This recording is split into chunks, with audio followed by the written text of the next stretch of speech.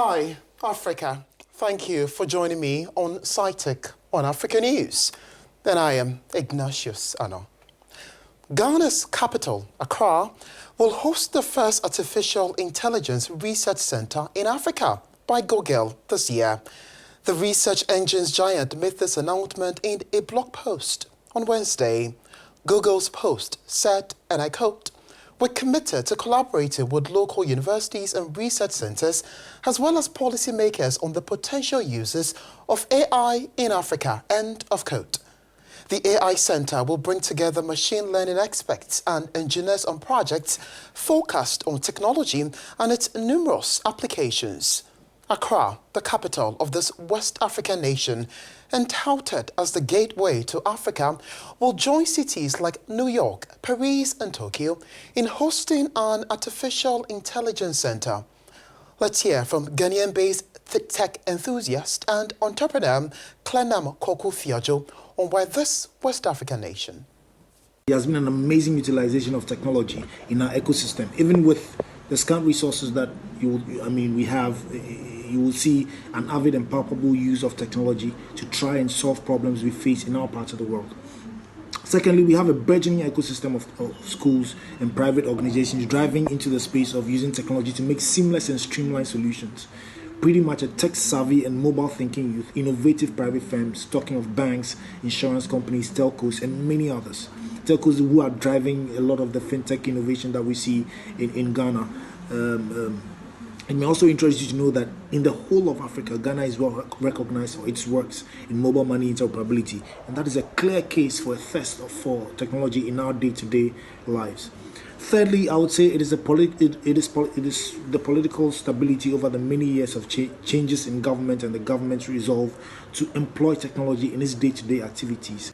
And does this mean, or that this development mean that Africa is considering artificial intelligence? Clenam Koku-Fiajo again. I would say yes and no. Yes, for the fact that African governments have not necessarily openly declared an interest in artificial intelligence, but the students and private entities would definitely drive that grind towards utilizing artificial intelligence. Artificial intelligence is quite, capital intensive because it requires huge investments in machines, and governments in Africa may not be able to drive that front. I see more private entities in that space in the very near future and probably utilizing government's build, operate, and transfer module. In a nutshell, Ghana has an enabling environment to make a case for situating such a center as Google's AI research center here in Ghana. Clenam Koku-Fiajo is a tech enthusiast and entrepreneur based in Ghana's capital, Accra. It speaks 2 languages, delivers math lessons, tells jokes, and interacts with children in the tablet screen on its chest. You're wondering exactly what I'm talking about? It's China's latest robotic babysitter that developers claim that every parent will need. The iPad was among a slew of new techs unveiled at the Asia Consumer Electronics Show in Shanghai last week. The humanoid device stands as tall as a 5-year-old, moves and dances on wheels, and its eyes keep track of its charges through facial recognition technology. Parents can also remotely talk to children through the iPod, which is linked to a smartphone app that allows them to see and hear pretty much everything. The iPod is the latest humanoid robot to be marketed for family use. The robot is priced at $1,400.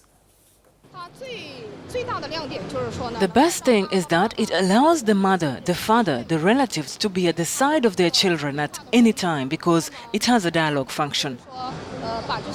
It can convey the love. For example, if the mother is at work, she can talk to her child as long as she has Wi-Fi. For example, "What are you doing today, baby?" Or "Did you play the piano today?" Now, China's young working parents often face the burden of taking care of children or large family due to its decades-long one-child policy. China's robot market is also catching onto a growing population of elderly people who prefer to go at home rather than at a nursing home. So, what does the public think of this trend? Here are some reactions. Oh, they're pretty cute. I was just thinking my 2-year-old daughter would love one. And also, like Chinese people are also very looking forward to the new technologies with so many the voice assistant also are supported by the Chinese vendors, so people are more familiar or more open to adopt the new technology. Now, Avatamide will soon launch another robot that will talk to senior citizens to remind them of their pills and call the hospital if they fall. Beijing has made huge investments in developing artificial intelligence as part of its Made in China 2025 plan. And that's all I have for you on SciTech this week.